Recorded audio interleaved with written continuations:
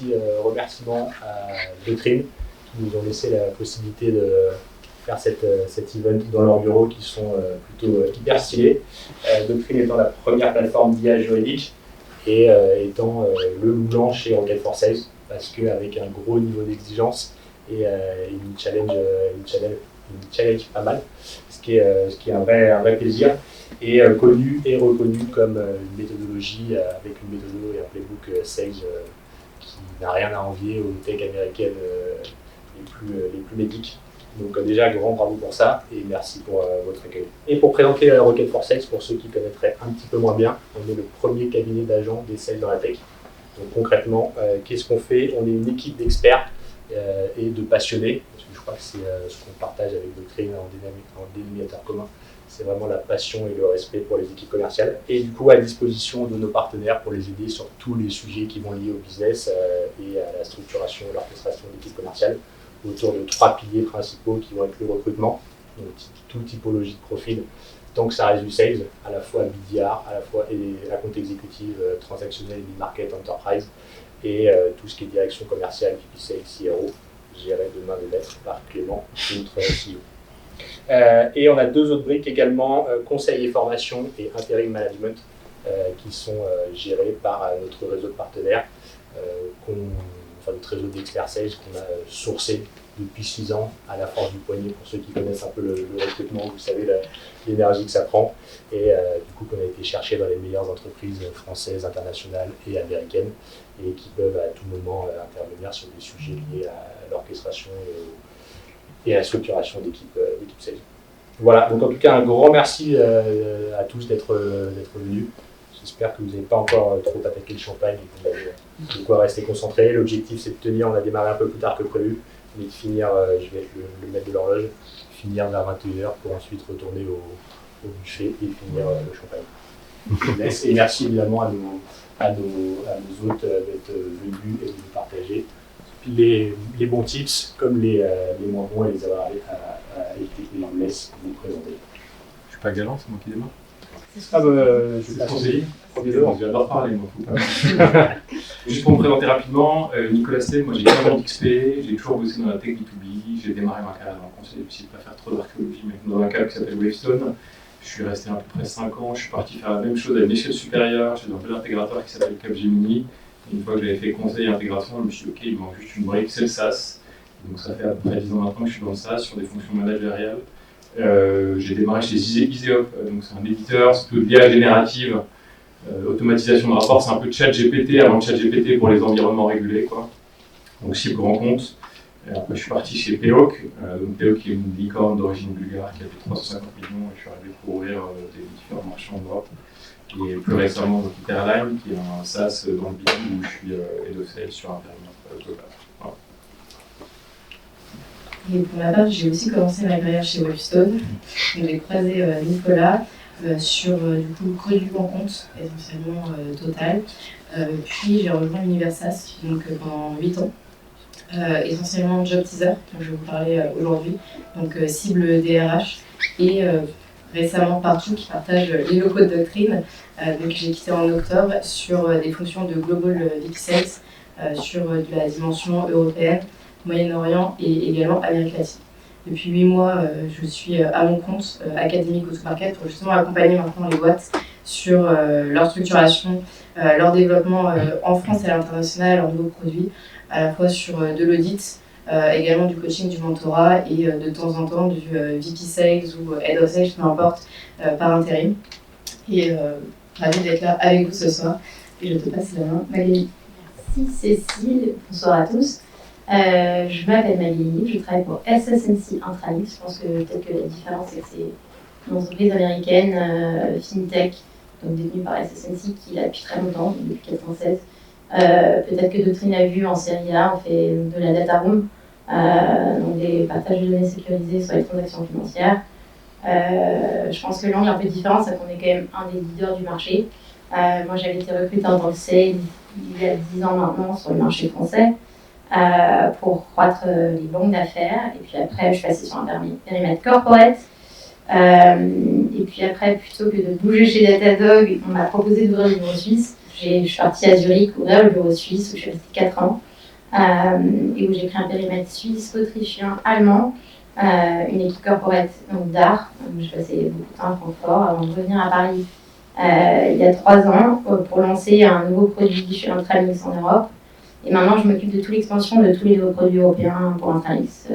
Génial, et pour que tout le monde comprenne un petit peu plus. Pourquoi l'Allemagne? Ouais, exactement, quel était le contexte et les enjeux et pourquoi ce choix de pays? Mon nom de famille. Je suis arrivé, si tu le prends comme il faut. Non, plus sérieusement, l'Allemagne a toujours été un pays un peu clé dans les 3 boîtes dans le SaaS dans lesquelles je suis intervenu, mais avec des enjeux complètement différents. Donc la première boîte dans le SaaS dans laquelle j'ai bossé avait plutôt un statut de scale-up avec un ICP Enterprise. Et donc là, avec des verticaux hyper bien définis, on était plutôt sur des enjeux d'acquisition de logos avec des cibles hyper définis et de se dire voilà, c'est 5 logos dans les services financiers, c'est 5 logos dans la banque, dans l'automotive, etc. Chez PO, c'était plutôt une logique d'ouverture d'un bureau en propre et de se dire ok, on veut devenir l'acteur de référence sur le marché, donc avec un X centaines de milliers de nouveaux MRR à ajouter tous les mois, et pour concurrencer les acteurs locaux. Et Hyperline, qui est plutôt une petite structure qui cherche à faire de l'hypercroissance, qui s'adresse à des ICP, le premier équipement que j'ai occupé, mais essentiellement dans le SaaS. L'Allemagne est un des 3 marchés dans l'espace économique européen qui croît le plus et avec le plus grand nombre de SaaS. Et donc c'est naturellement qu'on se dit ok, l'Allemagne doit représenter X% de notre revenu en Europe. Et donc on met les bonnes transactions, la bonne structuration d'équipe, etc. en face pour le faire. Donc l'Allemagne a toujours eu un rôle clé dans différentes expériences. Pour ma part, du coup, je vous parlerai plus des Nordics. Nordics qui n'a jamais été le premier marché qu'on a ouvert, aussi bien chez JobTeaser partout ou chez les clients que j'accompagne. Je trouve ça encore plus intéressant parce qu'en fait, on vient avec un bagage, avec des idées, puisqu'on a déjà lancé des pays, on a déjà eu des réussites. Et parfois, justement, on fait l'erreur parce qu'on devient un peu trop confiant. Donc, je pense que ça va être aussi ça, c'est de dire le premier pays qu'on ouvre versus le 3e. On a, oui, des bonnes pratiques, mais on oublie parfois justement des choses assez simples, type le pricing, ne pas trop changer, ne pas changer tout de suite, etc. On en parlera en détail. Et chez JobTeaser, quand on l'a lancé, on avait déjà ouvert 10 pays. On était leader européen. Il fallait accélérer parce qu'on a eu du coup Handshake, qui est le concurrent américain, qui est venu s'implanter au UK. Donc l'idée c'était de dire on ne laisse pas la place. Aujourd'hui on est leader, il faut aller prendre cette place-là. Ce qui a fonctionné plus ou moins bien, je vous en parlerai. Et chez Partout, où on avait déjà lancé justement l'Allemagne, l'Espagne, l'Italie, et on s'est dit, tiens, les Nordiques, en fait, Cécile a eu l'expérience, donc on va le faire d'une autre façon. Et donc là aussi, on parlera un petit peu des écueils sur ce sujet-là. Nous, la Suisse, c'était le dernier marché qui nous restait, qui était, on va dire, mature, mais on n'était pas, on n'avait pas de bureau. On avait quelqu'un qui était sur place en externe. Donc l'idée, c'était de dire, ok, on est sur un marché où il y a beaucoup de potentiel pour nous, il n'y a personne encore sur place, qu'est-ce qu'on peut faire? Comment on crée un bureau? Quels sont les enjeux? Est-ce qu'on recrute des locaux suisses? Est-ce qu'on recrute des étrangers basés ailleurs de Londres qui viennent en Suisse? Qu'est-ce qui va fonctionner mieux? Et on peut en discuter aussi, je me suis trompée quelques fois. Le marché suisse est assez flexible, heureusement. Donc voilà, on a créé ce bureau et c'est le dernier bureau qu'on a ouvert à ce jour en Europe. Ok, trop bien. Merci beaucoup pour cette première intro. Et l'idée, c'est de partir un peu global sur comprendre quelles étaient vos stratégies, maintenant qu'on a compris pourquoi vous aviez fait ce choix de marché, pour ensuite aller un peu plus dans le détail. Donc, du coup, première question, quelles étaient vos stratégies et les enjeux que vous avez décidé d'attaquer ces marchés? Ouais, au-delà de la strat, j'ai commencé à mentionner de façon hyper high level, et je pense qu'il n'y a que des gens intelligents en face de nous. Donc on est tous, on connaît suffisamment bien nos produits pour définir nos ICP, nos personas, identifier la liste de comptes, les enrichir, avoir le bon playbook, etc. Les vraies difficultés et les enjeux auxquels on a confronté, je pense que c'est plutôt là où j'ai eu les learnings les plus importants, parce qu'on avait beau mettre toute l'intelligence du monde, encore une fois on s'est confronté à des choses qu'on n'avait pas forcément anticipées, le plus important étant notamment la notoriété, l'installation de la marque et la reconnaissance, si j'ai juste de façon plus concrète. Je prends l'exemple d'Iseop, pour signer un client comme Bayer, qu'on a fini par signer, et ça devait très bien passer, Bayer cherche à rentrer au capital, donc ça veut dire qu'on a plutôt bien fait le boulot. Mais Bayer, on a passé presque 3 mois où en fait la vente a plus ou moins été mise en stand-by, malgré le fait qu'on ait levé entre 30 et 50 millions et qu'on soit un acteur relativement établi avec 250 personnes, à légitimer le fait qu'on était une structure qui avait vocation à perdurer Et du coup, à négocier tout un tas de clauses contractuelles, par exemple, de donner accès au code source, etc., si la boîte se plante, de mettre en relation avec les VC, etc., plein de choses qu'on n'avait pas anticipées et qui ont complètement, finalement, je dirais presque planté ou mis en stand-by l'avant-vente. Et si je prends l'exemple de PO, les enjeux étaient un peu différents. Il y avait des acteurs locaux, un acteur local notamment qui s'appelle Moss, qui est très implanté et qui avait la plupart des parts de marché aux côtés des banques.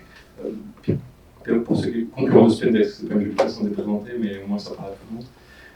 Et donc là, on a beau faire des super avant-ventes parce qu'ils nous disent en fait, on ne vous connaît pas, il y a des acteurs locaux qui connaissent mes contraintes réglementaires, qui sont connectés à mes outils locaux, type Datev, etc.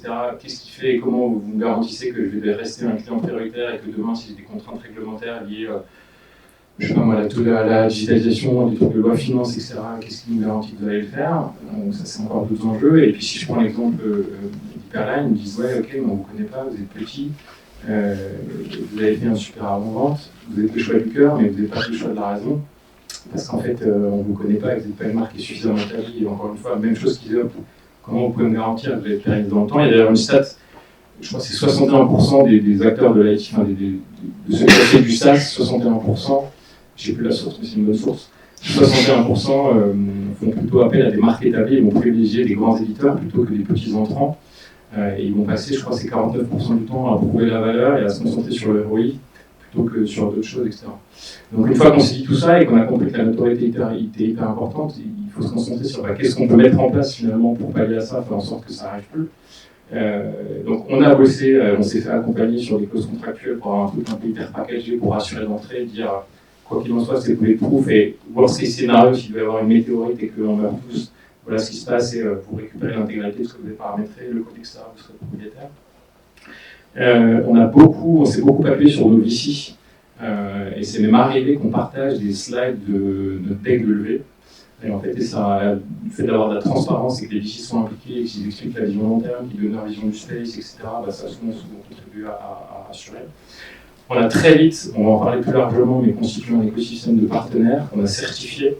Et en fait, les partenaires en général sont un moyen hyper facile d'étendre les capacités avant de la délivrer. Et en fait, ça assoit une crédibilité un peu différente. Et d'ailleurs, dans les différents XP, on verra que les partenaires représentaient entre 20 et 40% finalement des leads entrants et des sources. J'oublie plein de choses. On s'est très vite concentré aussi sur l'approche héroïste. Il faut savoir qu'en Allemagne, en France en tout cas, je ne sais pas si vous êtes confronté à ça, mais dans les différents XP, il y a beaucoup de ventes relationnelles. Alors l'Allemagne, il n'y a pas du tout la place. Donc c'est très difficile de connecter. Ils sont tout de suite, ils veulent parler à des experts métiers, c'est que de bullshit. C'est quelle est la valeur, comment tu résous mes peines, et tous les discours un peu commerciaux, etc., il n'y a pas trop la place. Et donc les avant-ventes ne se déroulent pas du tout de la même façon que vous allez faire avec d'autres pays. Et on a aussi packagé beaucoup de choses pour aller vite, et donc notamment pas mal de pots gratuits. Notamment ça sur la vente enterprise, parce que ça permet justement de démontrer la valeur avec des mécanismes et dire si on atteint, et on bossait beaucoup sur des SOW, ce genre de choses pour engager les clients, et se dire ok, à partir du moment où on arrive à prouver telle valeur, on est d'accord que ça va démarrer dans quelles conditions, on peut négocier sur les clauses contractuelles, etc. Voilà, j'oublie probablement pas mal de choses, mais je pense que ça a été la difficulté primaire à laquelle, alors qu'on avait le produit, on avait les bonnes personnes pour vendre, mais finalement on n'existait pas et ça a été le frein principal au développement de nos activités au départ. Et le truc qu'on a fait, que j'ai fait dans mes 2 dernières expériences, c'est qu'en fait, alors ça il faut être en accord avec le CEO ou CRO, peu importe, sauf si c'est vous qui l'incarnez, mais j'ai toujours eu une stratégie commerciale particulièrement agressive où j'ai acheté des refs et j'ai acheté le premier logo. C'est-à-dire que on sait que, alors peut-être pas Bayer, mais vous prenez d'autres logos et vous dites ok, tu t'engages sur plusieurs années, ta première année elle est gratuite. En échange, j'attends de toi que tu deviennes ambassadeur et à partir du moment où j'ai donné une recommandation, où j'étais la revente, c'est toi qui vas aller lui parler, tu vas lui expliquer à quel point on est formidable, que le soft est top, que c'est facile à intégrer, qu'il y a des équipes de support qui sont top, que tu auras la capacité d'influencer la roadmap, etc. Et ça c'est fondamental et ça a fait toute la différence. C'est ce qui a fait le succès là chez Hyperline et chez PO précédemment aussi. Donc en gros, ce qui résume, se positionner en tant qu'expert, amener des refs ou des logos clients et rassurer, quitte à la limite contractualiser des clauses de sortie pour rassurer et en gros cranter les premiers clients. Ouais, exactement. Ça pour pallier aux enjeux effectivement de notoriété quand la marque ne vous connaît pas. Alors après, de ce que j'ai entendu, vous avez des gens, vous êtes implantés en Italie, en Allemagne, vous êtes présents en France, etc. Enfin, dans d'autres pays, mais parfois c'est pas suffisant, même si vous avez une bonne marque et si vous êtes très présent. Et il faut aller un peu plus loin. Elle est difficile. Eh ben, je rejoins Nicolas sur la partie crédibilité. Que ce soit chez Job Teaser ou partout, quand je les ai rejoints, ils étaient leaders du marché français. Donc en fait, en France, les personnes DRH ou les personnes qui sont sur le SEO connaissent. Par contre, quand on m'a demandé de développer, c'était inconnu. Tu arrives en Allemagne, en Nordique, peu importe, au Moyen-Orient, en Amérique latine, en train de parler de partout, personne ne connaît. Et donc, je trouve que ce qui a à chaque fois fait la différence, c'est la crédibilité, comme tu le disais. Et sur les pays nordiques, et je rejoins aussi l'Allemagne, sur la crédibilité, on va parler de ROI. Donc très dur déjà de passer le premier barrage, on va dire, d'avoir le contact sans avoir le ROI ou la ref. Donc ça, forcément, nous, on l'a passé par du référencement entre entités sœurs, donc ce que j'appelle les clients dans les autres pays notamment, et en termes de ROI, c'est-à-dire bien soigner la partie Customer Success. Je crois que tout à l'heure, il y a quelqu'un de Doctrine qui s'est présenté sur le CS. C'était hyper important parce qu'en fait, les premiers clients, on ne peut pas les perdre. Il suffit d'une personne qu'on perd et votre crédibilité, elle est vraiment à zéro. On entend bizarrement. Et si je reprends juste un peu de recul, moi, il y a deux choses que j'ai vraiment appréciées aussi bien chez Partout que Job Teaser. C'est deux piliers, que ce soit sur les Nordiques ou peu importe le pays. C'est Global Process, Local Approach. Je pourrais le détailler. Et le Two-Way Strategy. Sur la partie Global Process, Local Approach, l'idée c'est de se dire, moi de toute façon j'y vais pour structurer, j'y vais pour scaler, et je vais pas faire plein de petits bureaux avec chacun son process. Donc je m'assois sur quelque chose qui est tenable, et après je vais me faire sentir comme un acteur local. Je donne un exemple, par exemple chez Job Teaser, on a une personne qui était CMO, donc global, mais moi j'étais responsable country manager par exemple Northern Europe, et dans mes équipes j'avais les équipes marketing. Donc c'est de dire tu viens avec tes process, avec ton nurturing, mais on va l'adapter. Et ça nous a permis vraiment en fait de gagner des points, puisque de toute façon sur le nurturing, sur la partie événementielle, c'est là où on taclait en fait le plus de signatures, puisque notre ROI, notre crédibilité est faite grâce au nurturing, grâce aux histoires qu'on raconte et aux événements où ils peuvent échanger du coup avec nous. Sur la partie Two Ways, ce qu'on se dit, c'est on veut avoir le moins d'inconnus possible, un peu comme finalement une algorithme, ce que vous voulez, des maths, etc. Donc quand on part en tant que commerciaux sur le terrain, on va prendre un commercial du siège en qui on a confiance, qui connaît bien le produit, la culture, justement on parlait de culture, qui connaît bien notre culture de boîte, et on va le faire aussi de la même façon avec quelqu'un qui est en local, ou en tout cas qui connaît le marché local. Il peut être basé à Paris, peu importe, mais il connaît le marché local. Par contre, sur la culture de notre boîte, sur sa manière de vendre, c'est pas tout à fait nous, mais c'est pas grave, il va nous apporter cette chose-là. Ça nous permet de voir si c'est le marché qui répond différemment, le pricing, notre manière de faire, et ça nous a permis en fait d'aller très vite et un peu en test and learn, de se dire ok on fait des sprints, un peu comme en tech, pour savoir ce qui marche et ce qui marche pas. Donc côté stratégie, je pense que c'est vraiment ça, Global Process, Global Approach, Two-Way Strategy, et après bien sûr être local, paraître local, c'était vraiment un dénominateur commun qui a fait la différence, encore plus dans des pays qui vont chercher du ROI. Je pense pour continuer sur ce que dit Cécile, le marché suisse encore plus, l'aspect local est vraiment primordial. Les Suisses veulent pas trop interagir avec les gens qui sont pas suisses. Donc le Swiss branding est quelque chose qui était vraiment très important. Nous, on a clairement des process qui sont très bien rodés. Donc on s'était dit qu'on allait vraiment mettre en place des équipes sales, des événements à l'étranger. Et en fait, ça n'a pas du tout marché. Donc on a été chercher des clients à nous pour devenir sales pour nous, déménager en Suisse, et pour pouvoir avoir une approche structurelle business où ils parlent la même langue. Donc nos clients, enfin anciens clients sales, sont maintenant en train de parler aux Suisses le même langage, si vous voulez, que eux, ce qui a facilité les choses grandement. Je pense que donc le côté global, local, très très important. Nous, on a beaucoup utilisé l'approche d'inonder le marché, donc de faire énormément de bruit, d'être très visible, que ce soit des partenariats avec des journaux, d'être vraiment l'acteur qui faisait des partenariats avec des banques, des partenariats avec des fonds, des événements clients constants.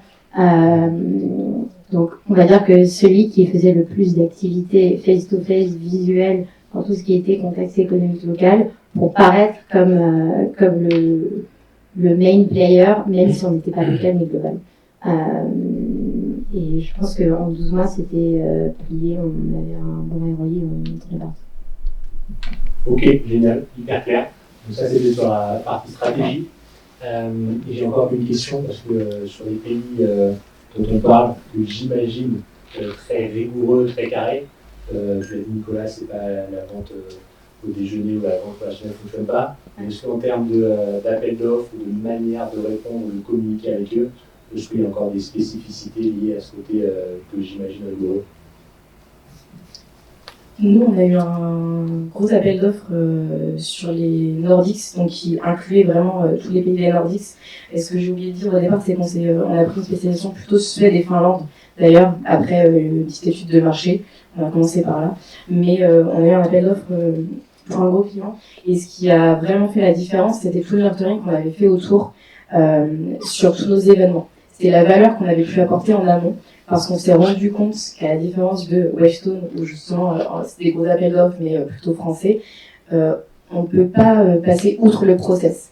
On peut pas prendre 10 minutes, je vais t'appeler juste pour échanger, juste. Non, il n'y a pas de juste, il y a un process, c'est hyper rigoureux. Même chose d'ailleurs dans les Nordiques, ça comprenait l'Allemagne, mais je pense qu'on a perdu du temps en se disant, on le fait, et on aura de l'occasion en fait de se rattraper à travers un call, un petit passage chez une entité sœur qui va nous donner de l'information. Et cette entité sœur qu'on avait appelée, en fait, ça a été hyper mal vu. Tu vas chercher de l'info là où t'as pas le droit. Donc je pense que le learning pour nous, c'était de se dire, ok, quand t'as ton process, quand t'as l'appel d'offres qui vient, vraiment c'est de se dire ça c'est c'est ce que tu vas avoir potentiellement le maximum. Et sinon, ils sont ok à faire bouger les lignes, mais dans ce cas pour tout le monde. Et ça, on a réussi à le faire en intégrant d'ailleurs l'Allemagne aux Nordiques, où en fait on a pu changer la fin du process sur les soutenances, mais parce que on a proposé que ce soit fait pour tout le monde, en échangeant avec nos concurrents sur en fait des trous dans la raquette qu'ils avaient aussi. Donc on a un peu allié nos forces entre concurrents finalement pour se dire ok comment on peut être meilleur, parce que nous ça nous servira aussi dans notre stratégie de déploiement dans tous les cas, parce qu'on voulait tous le deal et on voulait tous que ça se passe bien. Et ça, j'ai trouvé ça assez sain niveau concurrence. Ça montre que le marché est compliqué et que tout le monde est prêt à s'entraider finalement pour le faire. Chose que j'avais pas rencontrée dans d'autres marchés hors les Nordiques. Je suis complètement d'accord avec ceci. Je pense que la relation individu-personnel qui est très importante en France et dans les pays Southern Europe sont beaucoup moins importants en Suisse et en Allemagne. Le côté expert prône surtout. Donc le fait d'être plus au courant de ce qui se passe versus la personne même qui fait la vente. C'est ça qui va un peu gérer toute la stratégie. Donc je pense que la disponibilité, le temps de réaction, la compréhension et le fait d'être, on va dire, le plus professionnel possible, c'est ça qui va faire la différence sur un marché comme moi je prends l'exemple du DAR, donc Allemagne-Suisse. Je pense que c'est pareil chez les Nordiques. Le côté, on va dire, bon vivant ou qui va vraiment connaître la bonne personne ou rapporter un réseau n'intéresse personne en Suisse. Le réseau n'est pas important. Je pense que c'est pas le même.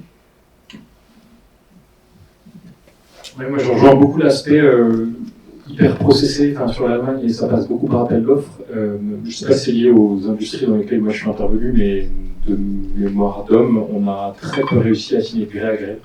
C'est quasiment systématiquement passé par des process formels d'appel d'offres. Même quand nous, on a généré le besoin, ça devait arriver de shaper le deal, et ils ont systématiquement fait rentrer des gens, à la fois sur l'enterprise, mais même sur le mid et même sur le small, sur le marché du premier équipement. Et un des enseignements qu'on a eu là-dessus aussi, on l'a dit, je l'ai dit aussi sur le relationnel qui fonctionne un peu moins bien, il ne faut pas négliger l'IT. Ça, c'est un gros truc et ça a été une vraie leçon. C'est que souvent, moi j'avais l'habitude, parce que peut-être que je viens du métier et souvent devant des solutions très métiers, beaucoup par le métier, l'Allemagne, l'IT a un point qui est déterminant dans les prises de décision.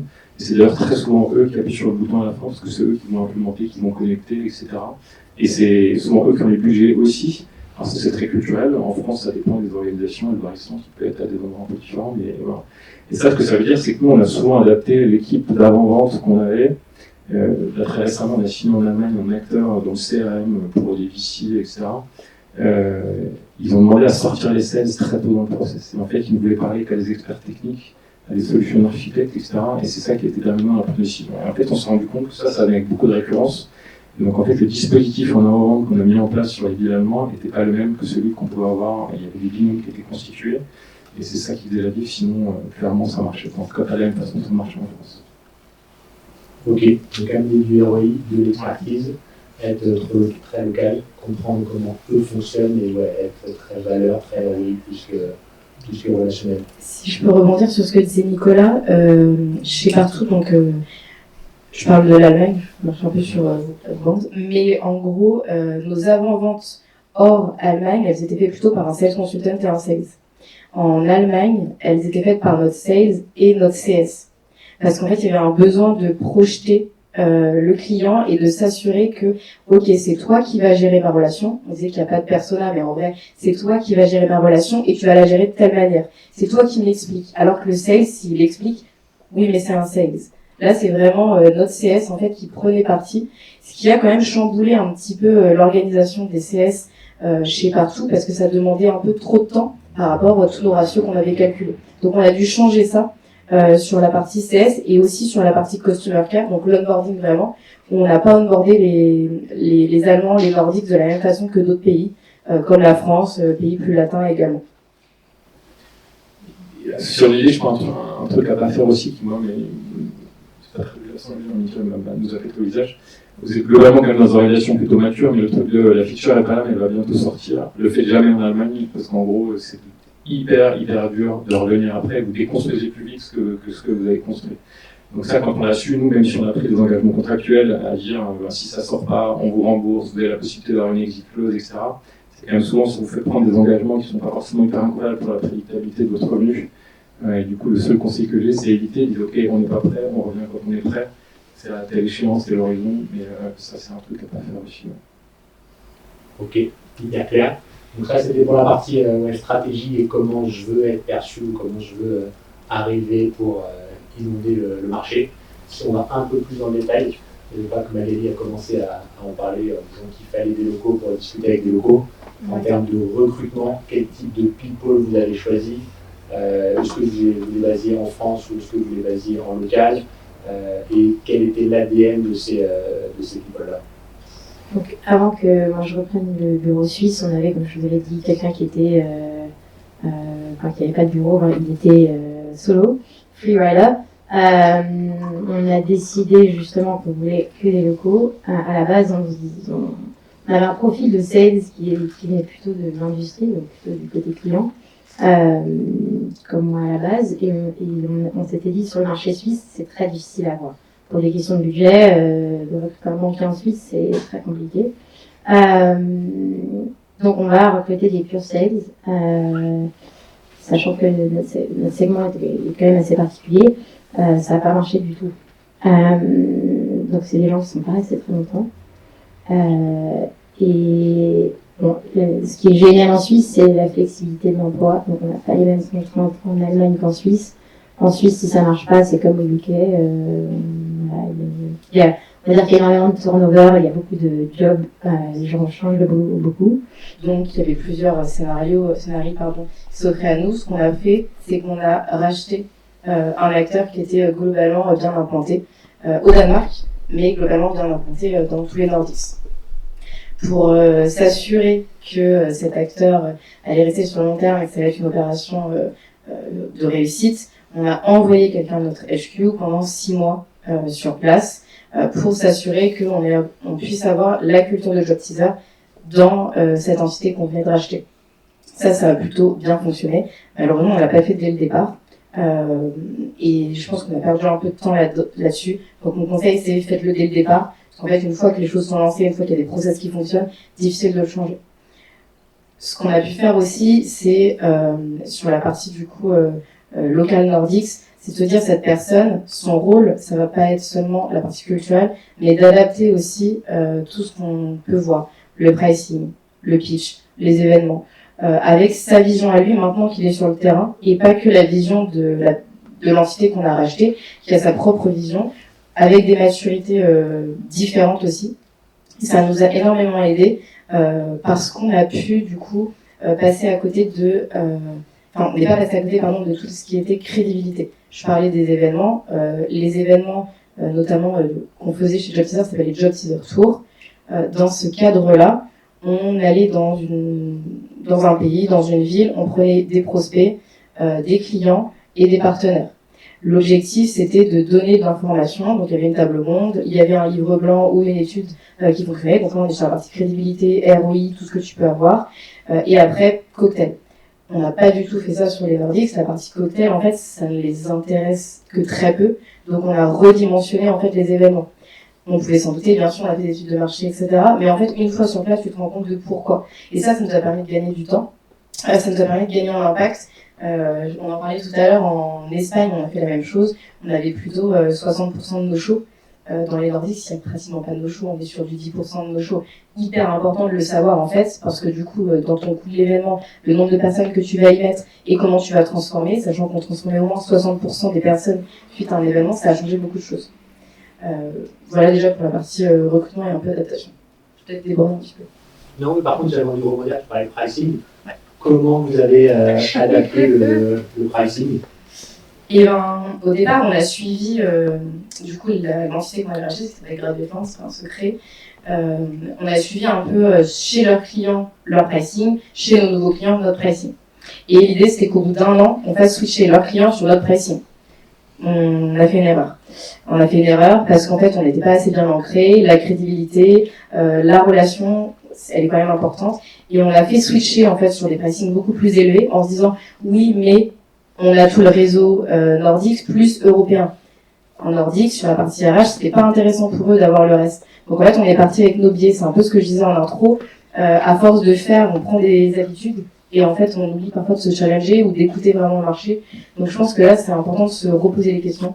Donc on l'a adapté finalement de la mauvaise façon. On a eu un gros churn des clients historiques. On n'était pas assez prêts. Et quand j'y ai réfléchi, je sais pas vous, mais en tout cas, quand on est leader d'un marché, par exemple la France, peut-être pour la majorité d'entre vous, on a plus tendance à faire attention sur nos clients historiques à je vais augmenter, mais pas trop. Je veux pas le perdre, je veux pas le décevoir, etc. Nous, on a fait l'inverse en Nordics. En fait, tout roulé, on a tellement été sur des pays qui ont bien fonctionné qu'on a oublié ça. Et on oubliait encore d'augmenter nos clients français alors qu'on l'a fait ailleurs. Et finalement, c'est de se dire, bah tiens, réfléchissons, pourquoi on le fait pas dans nos marchés cœurs, où on le fait différemment avec plus de questionnements, et pourquoi on a voulu le faire de cette manière-là. Donc sur le pricing, voilà, adapter, pas trop vite, et bien se reposer les questions, se rechallenger, peut-être avoir des personnes qui n'ont pas eu des réussites justement à ce moment-là, quand vous prenez des grandes décisions, pour ne pas avoir de biais de réussite, de je prends pour acquis. Nicolas, pardon, sur le pricing. Non, sur le pricing, alors encore une fois, c'est très le marché que je vais adresser, mais on est arrivé en se disant on va avoir une approche globale avec un peu uniformisée entre tous les pays qu'on adresse.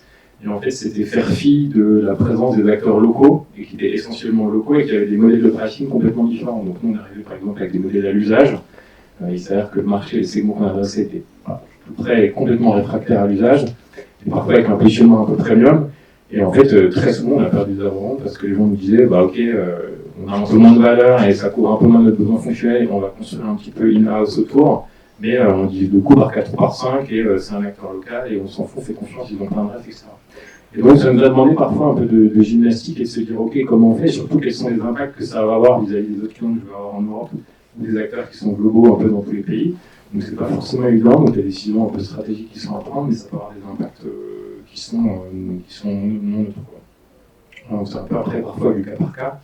L'Allemagne d'expérience, en comparaison de la France, ils sont très durs dans les négos, mais par contre, ils n'ont pas de problème aussi à payer pour le compris à partir du moment où ils trouvent qu'ils ont du ROI. Donc, paradoxalement, ça nous arrive à retirer de l'usage, mais d'arriver à avoir des pricing quasi équivalents, presque même parfois supérieurs dans certains cas, mais avec une forme de prédictabilité du coût que ça allait avoir, et du coup qui rassure énormément, parce qu'en fait, ils n'aiment pas les surprises et ils ont besoin de savoir où ils vont.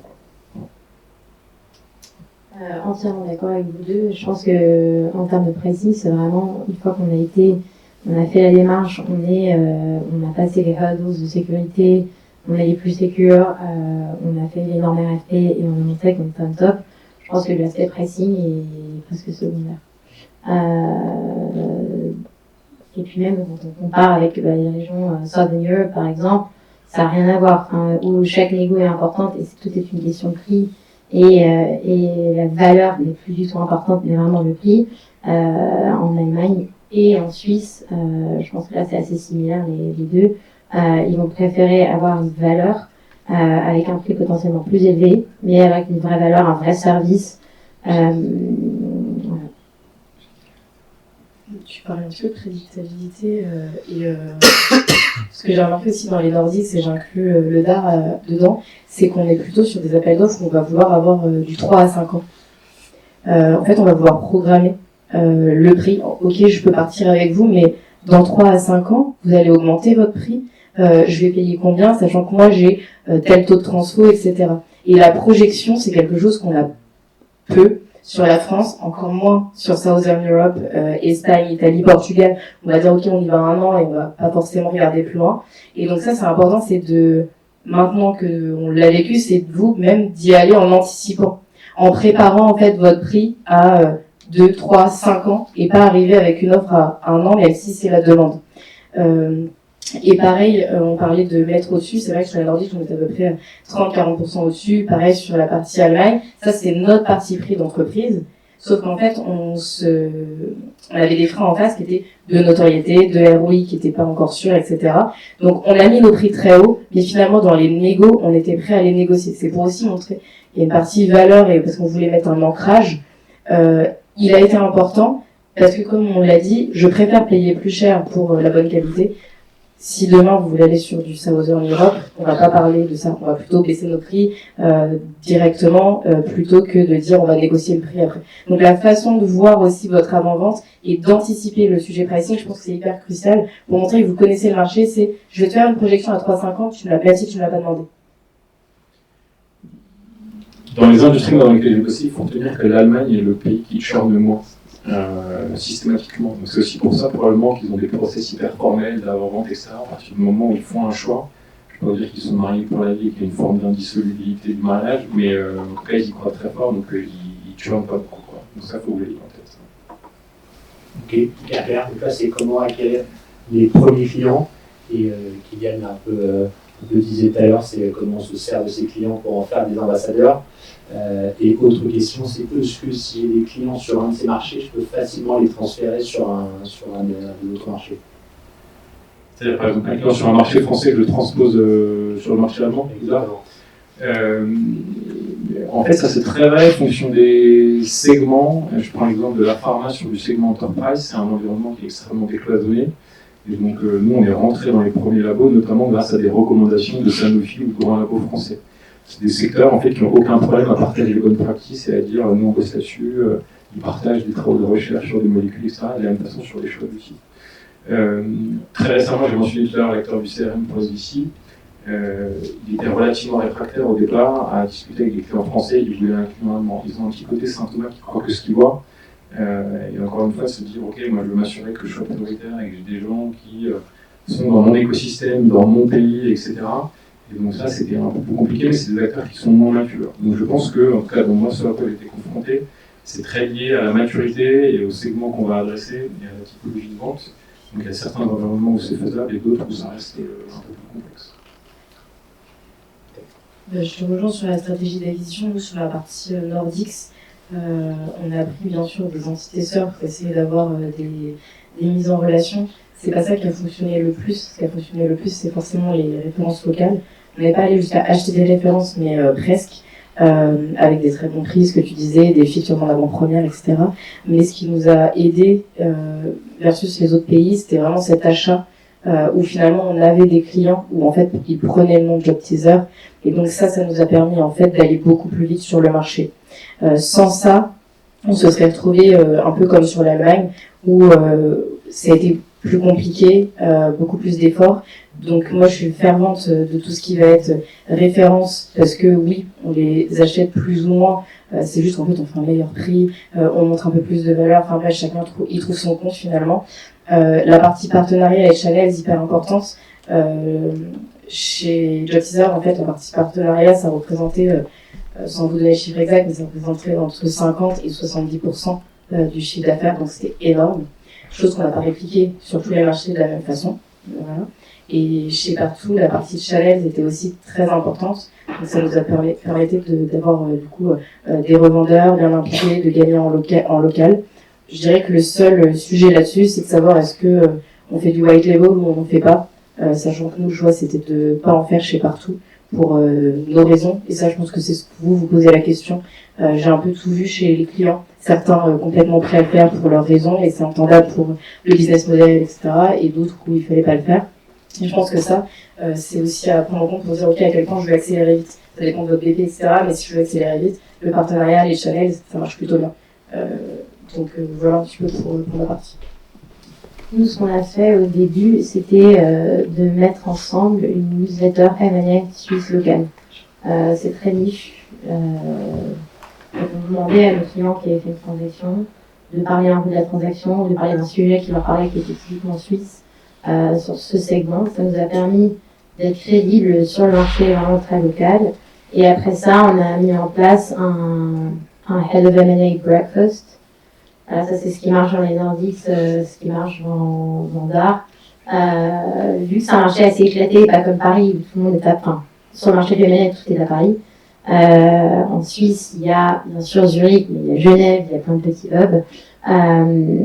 Donc, qu'est-ce qu'on peut faire pour rassembler les gens qui viennent à notre Head of M&A Breakfast? C'est que le premier soit avec un DMD de Goldman qui vient parler d'un thème qui lui est cher, qu'on ramène de Paris parce qu'à Paris on le connaît.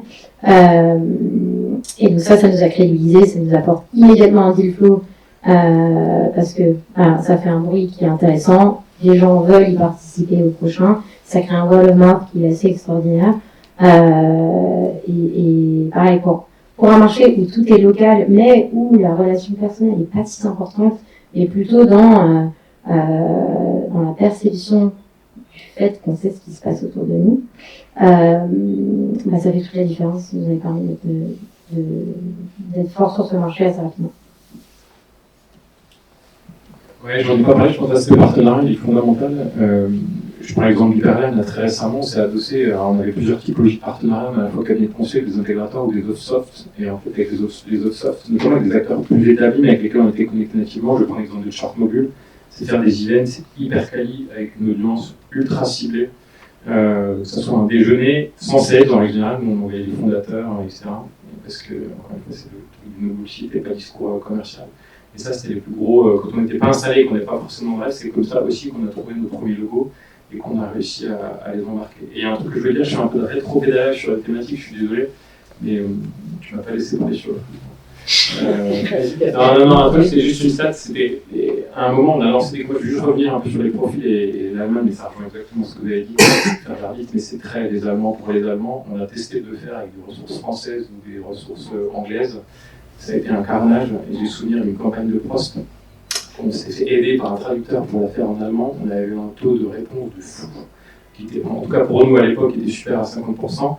Sauf qu'en fait, nous après, on savait peu répondre en allemand, donc on a répondu en anglais, et là on est descendu en dessous de 3% et on a perdu tout le monde. Donc encore une fois, c'est vraiment là-dessus, on peut pas négliger. Alors, ils parlent bien anglais, et encore une fois, si dans l'écosystème startup et tout, l'anglais, il n'y a pas forcément de problème, entreprise parfois aussi. Mais en général, c'est la même pour la même. Je conseille les CDD quand même, sur le marché allemand. Et c'est vrai que pour la partie CS et CARE, chez Partout, la personne que j'ai recrutée pour la partie DAR, c'est une personne que j'avais recrutée chez Job Teaser, qui faisait aussi le DAR. Donc, une Allemande basée à Paris, donc j'avais l'habitude de travailler avec elle, je savais comment elle travaillait. Et donc on arrive toutes les deux le même jour chez Partout, elle commence le marché, et là en fait elle me dit, mais Cécile, en fait, la stratégie CS et la stratégie CARE, il n'y a pas d'allemand, il n'y a pas de DAR en fait à l'intérieur. Moi je peux vendre, mais vous n'allez pas les garder les clients. Ils vont vouloir un accompagnement. Et ça a été une bataille en vrai en interne, parce que forcément ça a un coût. Aujourd'hui tu rapportes 0 sur le marché d'art, et on te dit mais il faut que tu aies un customer care et un customer success pour pouvoir en fait garder ton client et t'assurer que. Donc ça c'est hyper important à prendre. Au départ on l'a fait avec une seule personne qui faisait le care, CS, franchement c'était chaotique. Ma sales devait faire une partie du ticketing pour pouvoir répondre en allemand. En vrai, si on veut y aller, on y va vraiment. Parce que même pour la partie, comment dire, voilà, les employés, le collaborateur allemand, je vais pas comparer le collaborateur allemand et suisse, mais en fait, il y a des règles, il faut que tout soit carré. Et si c'est pas carré, ça me démotive et je comprends pas pourquoi, j'ai besoin de comprendre. Et donc ça a été vraiment une bataille et je pense que la force, c'est d'avoir travaillé avec cette personne avant et de la connaître. Sinon, je serais venue aussi avec mes a priori à dire non, on va lancer comme ça, t'inquiète pas, on va déjà voir comment les clients réagissent et on verra. Non, le fait de l'avoir vécu et de connaître la personne, d'avoir confiance en elle finalement sur son retour, je pense que ça a fait qu'on a su se battre en interne, expliquer les raisons et aussi avoir notre customer care et notre customer success plus tôt. Génial, trop bien. Il nous reste 2 minutes pour respecter le timing, le mot de la fin. Et je sais que Nicolas, tu avais un dernier point. Je vais te donner le micro, mais je vais te revenir, rassure-toi, sur la partie RGPD et appellation avec l'écosystème en local. Ouais, bon, on a commencé à l'évoquer tout à l'heure. Je pense que, je l'ai mentionné, ça dépend du business encore une fois dans lequel vous êtes, chaque situation son contexte, mais les connexions à l'écosystème local et les contraintes de prospection. D'ailleurs, en Allemagne, on n'en a pas parlé, mais pour obtenir un numéro allemand, les contraintes, il y a 2 lois, je mange à chaque fois Facturation allemande. Ouais, voilà, il y a énormément de contraintes. Alors, il y a un truc qui s'appelle le consentement présumé, c'est-à-dire que si vous vendez par exemple des ordinateurs et que vous adressez à quelqu'un qui a besoin d'ordinateur, il considère que c'est bon. Si vous n'avez pas l'allemand, et il peut y avoir des répercussions parfois un peu techniques, parce que les gens sont ultra rigoristes là-dessus. Donc il faut faire attention. La connexion à l'écosystème local, je mentionnais Datel qui a un ERP, il n'y a que l'Allemagne qui a Datel, hein, parce que l'Allemagne, il n'y a aucun acteur, voilà, donc si vous êtes dans des problématiques, vous avez besoin d'être connecté au ERP, n'y allez pas si vous n'avez pas Datel, parce qu'en fait vous allez vous casser les dents. Et en fait, il y a ça dans la fonction des différents métiers auxquels vous allez vous adresser. Donc ça, il faut faire attention. La protection des données, quand vous appelez, on n'appelle pas de la même façon non plus, il faut se présenter, il faut donner votre nom, il faut expliquer votre fonction. L'école à la française, un peu artistique, machin, c'est mort. Enfin, voilà. Et ne négliger effectivement surtout pas l'aspect réglementaire. L'aspect RGPD dans les contrats notamment, c'est les clients qui étaient les plus durs, et donc c'est en béton armé, voilà. Donc là il faut avoir les bons legals, etc. Et d'ailleurs ce qu'on avait fait nous, alors pas dans les 3 boîtes dans lesquelles je suis passé, mais on en a parlé tout à l'heure, il faut aussi, je pense à vous qui êtes déjà en Italie, en France, côté doctrine, il faut localiser aussi tous vos contenus, et nous on avait différencié aussi certaines conditions sur l'Allemagne parce qu'ils ne nous demandaient pas la même chose. Je ne sais pas si c'est un truc auquel vous êtes confronté ou pas. Ils sont déjà à Francfort, ça. Ok, parfait. Et d'expérience, effectivement, se lancer sans site web allemand ou sans one-pager, lancer un mais sans le contenu allemand, c'est globalement aussi relativement compliqué. Expliquer comment vous êtes compliant avec les normes en vigueur, c'est fondamental. Bah oui, en fait, on l'a pas dit, mais dans les RFP, la partie légale, elle est énorme. Et c'est vraiment un vrai travail. Et sans légal qui comprend un petit peu, on ne peut pas le faire. Je parle notamment de partout. On avait une légale qui ne connaissait pas ce marché-là. En fait, ça a été très compliqué pour nous au démarrage. On ne s'attendait pas à ça. Les choses ont changé aussi entre Jobteaser et partout sur cette partie légale, je pense. Mais oui, il faut se préparer en RFP à être très bon légalement et avoir de la bande passante du légal pour savoir le faire. Chez nous, c'est pareil, on a Data Sovereignty qui est en Allemagne, des Legal Counsel en Allemagne, même si ce n'est pas le plus gros marché, parce que c'est nécessaire. Notre billing en Allemagne, juste pour les Allemands, parce que c'est clairement pas le cas en France. Donc, en effet, c'est vraiment les choses un peu basiques pour les Allemands, mais qu'on ne pense pas toujours en essayant. Génial, trop bien. Ça me donne hâte que Rocket for Sales se lance à l'international et aille chercher de nouveaux marchés. Je sais qu'on a tous faim et soif. Laissez à vous la parole s'il y en a qui ont des questions qui veulent creuser certains points. J'ai une question. Sur la partie pricing, vous avez dit que vous priciez plus cher en Eastern Europe et moins cher en Southern Europe. Comme ça part un contrat global, vous faites comment? En fait, le contrat global, c'est encore un autre pricing. En tout cas, chez nous, que ce soit dans les 2 dernières entités que j'ai accompagnées ou chez les clients, c'est le global contract, c'est un contrat à part. Et après, on a des pricing par région. Et si la région veut toute la région, c'est un pricing. Si la région veut juste, si un pays veut juste son pays, c'est un autre pricing. Donc vous maintenez des pricing locaux? Il y a un pricing local, il y a un pricing régional et un pricing global. Ce qui, d'ailleurs, faire attention, parce que certains d'entre vous sont déjà dans des pays, et à un moment, il y a le sujet de « Ok, je suis en France, et là, j'ouvre l'Espagne, et en fait, je vais faire un contrat global à partir du UK ou du Nordics. Comment je fais, en fait, pour les mettre à l'intérieur de ce contrat global, sans prendre une partie, finalement, de mon chiffre d'affaires que je peux avoir déjà en France ou en Espagne. » Donc ça, c'est des sujets qu'on pris quand même assez longtemps, en tout cas beaucoup de brain, mais qui ont permis d'avoir plus de contrats globaux.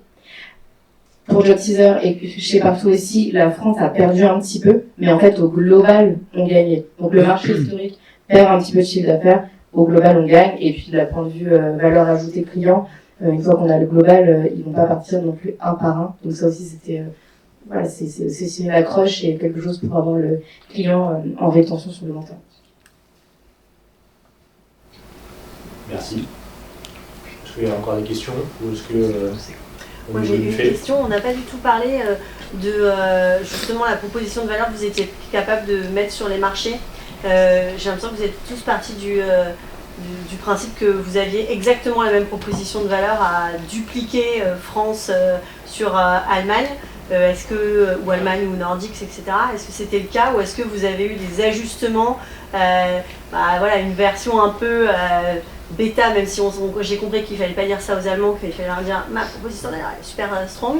Voilà, comment vous avez géré ça? Parce que pour le coup, c'est des sujets sur lesquels on pourrait être confrontés. Chez Job Teaser, la proposition de valeur était différente dans le sens où le marché, c'est du recrutement. Le marché du recrutement en Southern Europe et en Nordique, c'est les opposés. Donc on a vraiment quelque chose de différent là-dessus. Et chez Partout, on a fait du marché européen comme du marché Moyen-Orient et Amérique latine. Partout, c'est du SEO. Donc pareil, pas du tout la même maturité, on vient pas avec la même proposition de valeur. On l'a dit tout à l'heure, dans la crédibilité, la valeur perçue, elle est hyper importante parce qu'on a de la concurrence en local. Donc sur certains marchés, on reste pas de surpris. Sur l'autre, sur la proposition de valeur. Je vais pas dire que ça a été fait à chaque fois parfaitement parce qu'on a découvert aussi plein de choses. Et j'ai trouvé que c'était plus compliqué justement quand il y avait moins cette valeur, ce besoin, type en Allemagne, dans les Nordiques, le marché de l'emploi se porte bien. Quelle est la valeur de Job Teaser en fait à recruter avant? Donc ça a été beaucoup de travail sur comment on va les accompagner. Et il y a toute la partie bien-être. En fait, bien-être, c'est savoir où je mets les pieds, savoir en fait que je choisis la bonne entreprise. Et donc là-dessus, on a développé plutôt des personas qui je suis moi, Cécile, et de quoi j'ai besoin pour me développer. Et donc aider les étudiants à trouver leur voie. Et on avait besoin du coup d'avoir côté entreprise. Qu'est-ce que vous proposez à ces futurs diplômés pour qu'ils développent ces compétences-là? Donc on l'a outillé différemment. Adapté. Je sais pas si Moi, je suis toujours intervenu sur des marchés hyper éduqués. Et encore une fois, il y avait parfois des présences locales, etc. Et donc, en fait, ça rejoint un peu ce que j'ai au début, les enjeux étaient plutôt sur des enjeux de notoriété, etc. Mais on n'a pas eu à adapter forcément la proposition de valeur ou arriver avec un embryon d'idée, c'est-à-dire qu'ils savaient déjà ce qu'ils recherchaient, ce qui existait, etc. Donc, c'est plutôt comment nous, on s'inscrit dans cet environnement-là. Même si le produit peut-être n'est pas suffisamment avancé, mais qu'on a une roadmap, etc., il faut trouver la bonne façon de le faire, parce qu'encore une fois, ils sont réfractaires aux trucs pas aboutis, ils ont du mal à se projeter. Mais je n'ai pas forcément été confronté à un truc où j'ai eu besoin d'adapter le pitch. Pareil pour moi. Paul, tu avais une question? Ouais, un peu à côté de la question, vous avez parlé de contrats globaux, locaux, régionaux. Quand j'ai eu les équipes Sud et d'art, il y a eu des questions de plan de com, parce que pricing différent, parce que ratio fixe variable. Je suis curieux d'avoir votre expérience là-dessus, de comment on se sort de cette galère. Et même au-delà même du plan de com, du niveau d'activité attendu. Parce qu'en fait, fonction de pays, j'ai géré aussi moi, des scopes européens et on sait qu'il y a des endroits où le call marche bien, il y a des endroits où ça marche moins bien, il y a des endroits où les emails, il y a des groupes de Navigo versus l'ABM. Ah, c'est un peu ça. Et donc, effectivement, on se pose la question de comment tu fais, est-ce que tu standardises tes pratiques de commissionnement, est-ce que tu délocalises, etc. Je prends l'exemple de PO, on a fait un truc à la fin où ça a été. C'est une culture un peu particulière, mais tout a été standardisé entre les différents pays. Alors, à titre personnel, moi j'étais contre parce que c'est faire fi de ta logique de marché aussi, c'est-à-dire que c'est un enjeu de rétention de tes collaborateurs actuels et d'attractivité pour les collaborateurs que tu dois recruter. Et peut-être que les conditions que tu as en France ne sont pas les mêmes que celles de ton marché en Allemagne, en Espagne, en Italie, dans les Nordiques, etc. Donc ça, ma conviction, et pour l'avoir fait, c'est que ça doit être adapté. D'ailleurs, quand on l'a imposé, quand on a linéarisé, on a eu un churn des collabs actuels qui n'ont pas accepté et qui sont partis. Donc ça c'était compliqué, moi ça n'a pas marché. Et de la même façon, je te l'ai dit, on adapte au niveau d'activité associée, les KPI n'étaient pas forcément les mêmes. Donc il y a une logique de localisation du staff, on en a parlé, et l'adaptation de ton niveau d'activité, de ta fiche. Et je pense qu'il y a deux questions. Donc, il y a la partie commission et il y a la partie justement comment on partage le deal. Le deal global, en fait, on travaille à plusieurs dessus. Ah oui, mais c'était mon client en France. En fait, je t'ai fait la passe D et maintenant tu as signé le global. Mais en fait, j'y suis pour quelque chose. Il y a ces deux sujets-là sur la partie commission. Tu as répondu. Moi, j'ai vu les deux commissions, tout le monde pareil. Par contre, oui, il y en a qui ont du Navigo, il y en a qui ont du ABM. Et ça, c'est plutôt du contrat local qui fait que, mais le commissionnement en général était le même. Par contre, il y a eu des gros débats et vraiment, c'est des frustrations qu'on a eues entre les équipes c'était mon client, je t'ai fait la passe, là je perds mon CA, du coup je ne peux pas renouveler, donc mon portefeuille est un tel, etc. Donc en fait, notamment chez Partout, un de mes travaux, projets quand je suis arrivée chez Partout, c'était de pouvoir mettre en place un plan de commissionnement en fonction du deal. Et donc on a fait plusieurs choses. C'est d'analyser déjà de quelles actions on avait besoin pour développer les pays. Est-ce qu'on a besoin d'une passe? Est-ce qu'on a besoin que tu prennes un rendez-vous? Est-ce qu'on a besoin, etc. Donc en fonction des activités, on a mis du coup un pourcentage de rémunération par rapport au deal qui allait être signé en fonction de qui fait. Et après, c'est pas clair? Si. Et après, du coup, il y avait est-ce que c'est un deal local que tu as signé grâce à moi ou est-ce que tu as signé le HQ? Et là aussi, du coup, on a mis un système de commissionnement différent, mais à chaque fois, il y a une rémunération partagée dans tout. Ça a pris beaucoup de temps. Donc, première itération qui a été faite, présentation aux équipes, deuxième itération, et on a appliqué. En 90% du temps, ça se passait bien. Chose qu'on n'avait pas encore fait très bien chez Jobserve, parce que c'est aussi le début, on n'avait pas les mêmes personnes à la tête d'eux. Et je pense qu'avec le vécu chez Partout, on avait vécu ça. Mais en tout cas, c'est quelque chose que je pense qu'il y a à prendre en compte avant même de pousser pour éviter des frustrations. Parce qu'il y avait un peu de rétention d'informations chez Jobserve au départ. Non, je vais pas lui passer parce qu'en fait, moi, je vais perdre et toi, tu me proposes rien en échange. En fait, j'ai toujours le même portefeuille, le même chiffre à atteindre avec un portefeuille plus bas. Nous, on a utilisé plusieurs différents types de leviers, des doubles commissions pour chaque rep au début, pour les incentivize à partager et à travailler, collaborer ensemble sur différentes régions. Les KPIs, ils sont assez fixes pour chaque pays, donc il n'y a pas une énorme différence entre un sales français ou un sales espagnol. Il y a le type de meeting qu'il fait et le type de prospection. Donc, est-ce que c'est des nouveaux clients, ça a différentes valeurs. Et en termes de rémunération, c'est un pourcentage de commission différent dépendant des pays. Et après, il y a le souci une fois qu'on s'est dit ça, il y a le souci dans mon PNL, où est-ce que ça rentre aussi? Parce que du coup, country manager Northern, Southern, mais après un country manager DAR, et puis un UK. Oui, mais c'est toi qui as influencé telle ou telle chose, donc tu as passé plus ou moins de temps, ton équipe a passé plus ou moins de temps, et dans le PNL, où est-ce qu'est le chiffre d'affaires? Il y a ce souci de facturation, où est-ce qu'on va facturer, mais il y a aussi derrière toute la partie CS. Peut-être que je facture au UK, mais en fait, c'est des CS allemands qui vont s'en occuper. Donc, il y a aussi ça à prendre en compte. Une fois que vous avez fait la partie collaborateurs, on les rassure, etc., et tout le monde avance dans le même sens, il y a dans mon PNL comment c'est représenté pour mes efforts derrière. On n'a pas forcément... D'ailleurs, nous, on voulait faire... on était à 0% de marge sur les premières années sur la partie Northern, en tout cas c'était l'objectif. On s'était donné sur l'Allemagne une perdition possible, donc 1 mois et quelques pourcents qui était possible. Donc après c'était important de mesurer tout ça en même temps qu'on fait la partie collaborateur. Magnifique, 59 minutes tout pile. On n'est pas des Allemands. Hein. Vous avez une question notamment sur où en sont les PO face à un acteur allemand local très implanté. Quelle est un peu la stratégie à mettre en place? Est-ce qu'on va l'attaquer en 2 fronts? On va chercher les acteurs internationaux? Quelle était un peu la stratégie qui a été mise en place parce que sinon, moi tout le monde connaît, mes employés connaissent, pourquoi j'irai chez PO ou Spendesk à l'époque? Ouais, en fait, c'est quels sont les avantages supérieurs que j'aurais à utiliser PO versus une solution locale. Et donc, typiquement, il y avait un truc qui s'appelle le cashback. Le cashback, c'est on te rétrocède un pourcentage de ce que tu as dépensé au niveau de la boîte et qu'on peut soit déduire de ton abonnement ou te rétrocéder en montant. Donc, sur les premières années, notamment pour installer la marque, il était à 3%, ce qui est stratosphérique. Et donc, ça rejoint un peu ce que tu dis aussi sur la marge que tu fais sur le marché en question. Et ça, on avait différencié les approches. Il y avait des pays, typiquement la France, où on n'avait pas le même niveau de cashback. Alors ça avait créé une guerre totalement interne entre les différents bureaux, parce que ton équipe peut faire 3 travailleurs et demi, et ça crée des disparités complètes dans les ventes. Quand tu peux faire 3, Alma a bossé avec PO, qui a pu aussi avec Simon, et on a sorti Spendesk. L'abonnement était littéralement 7,8 fois supérieur à celui de Spendesk, et il était remboursé avec le cashback. Et donc en fait, tu vas avoir un truc particulièrement agressif. Voilà. Et nous, il le savait, j'avais été hyper transparent, mais on avait fait tous les calculs en connaissance de cause, on s'est dit, ok, une valeur un peu différente, et c'est comme ça qu'on a réussi à ramener l'Allemand à la maison, sur le marché français. Et du coup, sur l'Allemagne, c'était un service équivalent, voilà ce qu'on peut te faire gagner, et voilà, finalement, tu seras gagnant à la fin. Et c'est vraiment, Après, ça, tu le fais pas sur du court, enfin, tu le fais sur du court terme, pas sur du long terme. c'est vraiment les frontales vraiment sur les. Ouais, les par contre, réseaux frontal, ouais. positifs. Full frontal. Ouais. Même en classe. Génial. Et ben, en tout cas, un grand merci pour votre participation et vos retours d'expérience. Encore un grand merci à Doctrine pour votre accueil et pour la confiance. Et un grand merci à tout le monde d'être venu pour partager ce moment.